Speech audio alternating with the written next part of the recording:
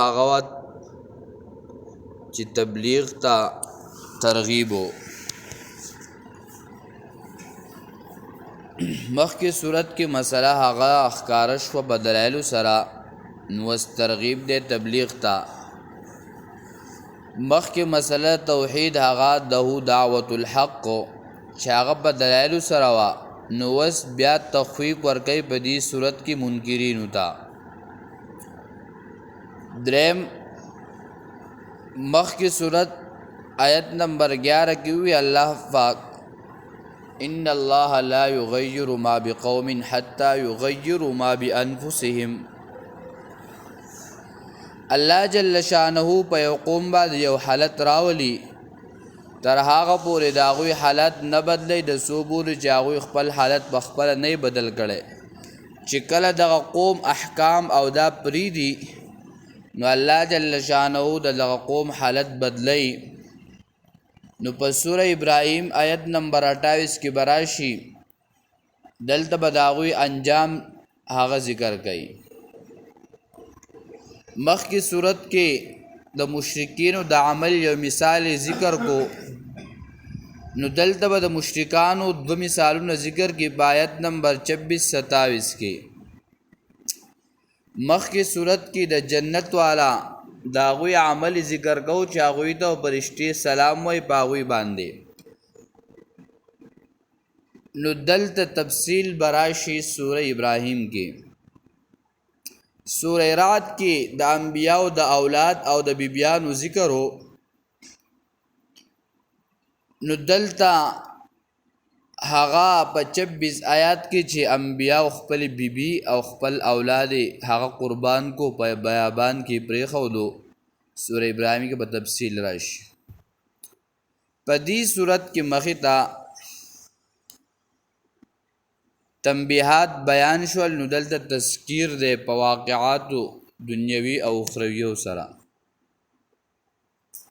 مخکې مسله په هغه ثابت شو په دلایلو سره، نو دلته په نقلی دلیل نقلی سره تفصیلا بیانې په واقع د ابراهیم علیه السلام باندې.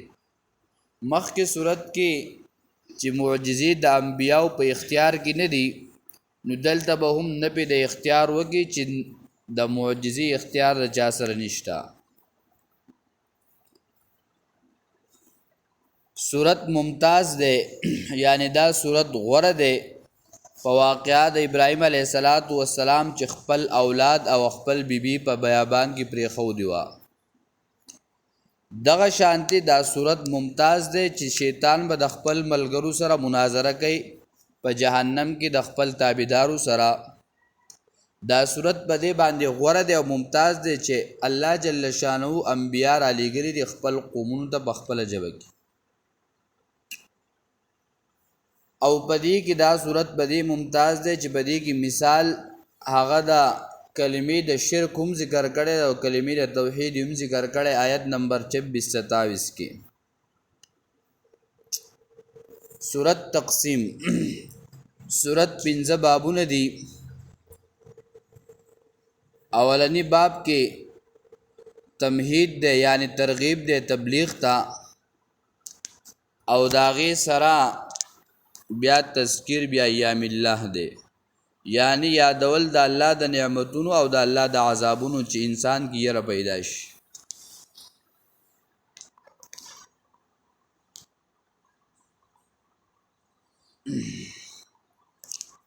اولنی آیت نوا د اتم آیت پورې دلته تمهید ذکر کړی دی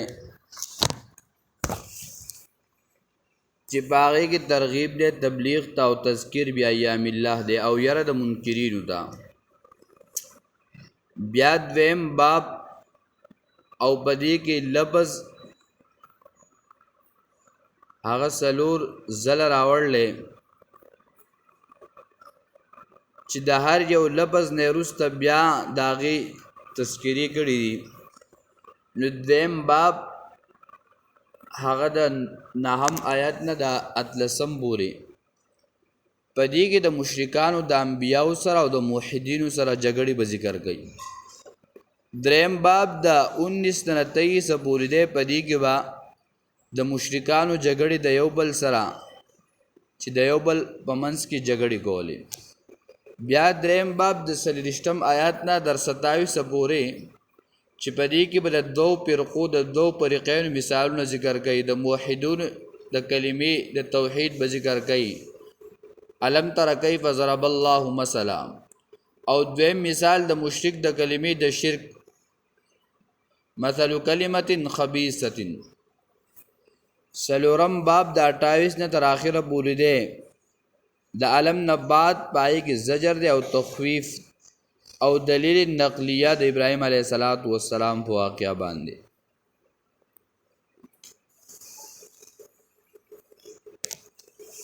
نو اولنی آیات کې هغه ترغیب دی قرآن ته، او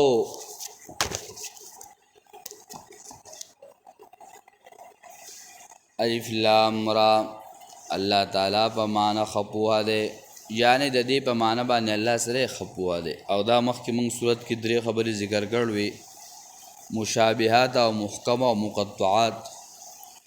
کتاب انزلناه الیک لتخرج الناس من الظلمات الى النور، دا کتاب چې نازل کړی دی موږ ته لتخرج الناس د پاره د دې چې وباسي خلکو لره من الظلمات الى النور د تیارو نه رڼا ته. کتاب په دې کتاب کې دا تنوین راغلی، لوی شان والا کتاب دی، لوی عظمت والا کتاب دی. انزلناه الیکا دا کتاب نازل کړی دی الیکا موږ ته لتخرج الناس من الظلمات الى النور د پاره د دې چې وباسي خلکو لره د تیارو نه رڼا ته. الله جل شانه دا کتاب را لېږلی دی. د کتاب حکمت څه دی چې خلک در تیارو نه رڼا ته وباسي، یعنی او الناس ذکر کړی دی چې د پیغمبر علیه السلام نبوت دا عام دی بلکې د خاص قوم سره نه دی. دا نبوت عام دی د ټولو خلکو د پاره دی. من الظلمات الى النور، نو دلته ظلمات جمع راوړل او نور مفرد راوړی دی. مفسرین ذکر کوي چې تیارې ډېرې دي، ځکه چې ګناه تیاره ده، رسم تیاره ده، بدعت تیاره ده. نو دغه شانتې جهل تیاره ده، کفر تیاره ده، شک تیاره ده. نو الله وایي ظلمات الى النور، د هغه تیارونه الى النور چې هغه رڼا ده. څه دی هغه اسلام دی، هغه د دین یوه رڼا ده. نو ځکه یې دغه ذکر کو، نور دا مفرد ذکر کو. من الظلمات الى النور د تیارو نه رڼا ده. باذن ربهم په توفیق د رب د دوی سره. دا قرآن داسې کتاب دی چې د دې دپاره چې انسان هغه د تیارو نه رڼا ته راوباسي. بله طریقه داسې نشته چې هغې په وجه باندې خلک د تیارو نه رڼا ته راوځي. نه بلکې دا صرف او صرف یو د الله کتاب دی. نه د مال په طریقه سره خلک د تیارو نه راوځي، نه د نوکرۍ په طریقه سره خلک د تیارو نه راوځي، نه د مشرۍ په طریقه سره خلک د تیارو نه راوځي، نه د جلسې جلوسونو په طریقه باندې. صرف او صرف دا یو د الله کتاب دی چې خلک د تیارو نه رڼا ته راوباسي. او بیا ورسره ذکر کوي من الظلمات الى النور باذن ربهم، د تیارو نه رڼا ته راوښکل دا په توفیق د رب د دوی سره دی. نه مبلغ او د تبلیغ کوونکي دا کار نه دی چې یو سړی د تیارو نه رڼا ته راوباسي، بلکې په توفیق د الله سره به دا انسان هغه در تیارو نه رڼا ته راوځي. الی صراط العزیز الحمید، لار د هغه ذات ته چې هغه زورور دی، الحمید چې هغه ستایلی شوی دی.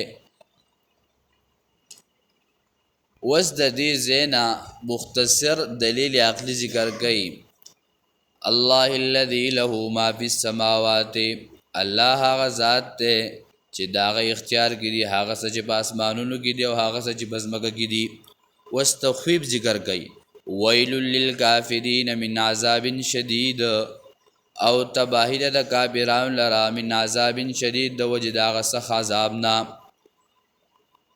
دلته اوس ذکر کوي دغه موصوف دای صفت الذین دا هغه خلق د یستحبون الحیات الدنیا چې خوښوي ژوند د دنیا لرا بالآخرت په مقابله د آخرت کې دا کافران سړي چې دوی دنیا غوره کوي په مقابله د آخرت کې نو مومن مسلمان هغه دی چې هغه آخرت دپاره تیاری کوي مومن هغه دی چې هغه د آخرت دپاره ځان په دنیا کې ستړی کړي نه کې چې دی به د دنیا سره محبت کوي نه د دنیا سره محبت جایز دی په دنیا کې خوشحالي جایزه ده خو د هر څیز یو حدود دي د هغې مطابق جایز ده الذین دا هغه خلق دی یستحبون الحیات الدنیا چې خوښوي ژوند دنیوي لره یعنی د دنیا هغه ژوند خوښوي علی الاخرت د آخرت په مقابله کې ویصدون عن سبیل الله ومنع کوي خلق د لارې د الله نه یا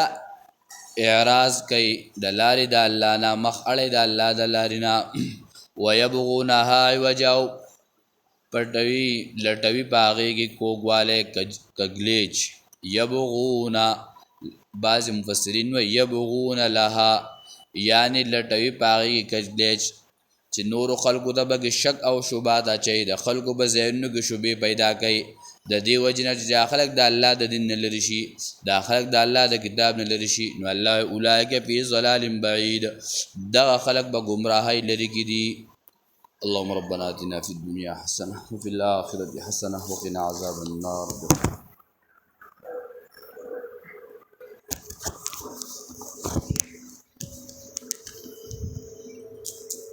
سوال الزبط المنظر